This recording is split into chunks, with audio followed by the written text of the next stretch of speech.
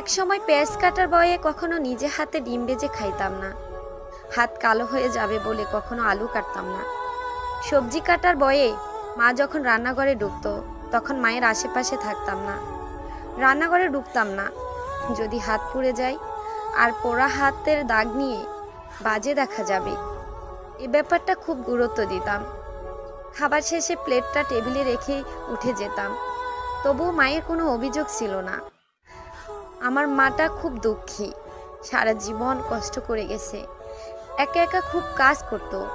কখনো বলেনি আমার মেয়েটা কোনো কাজের না, বরং বলতো আমার মেয়েটা সারাদিন অনেক খাটাখাটনি করে, প্রয়োজন নেই তার কাজ করার।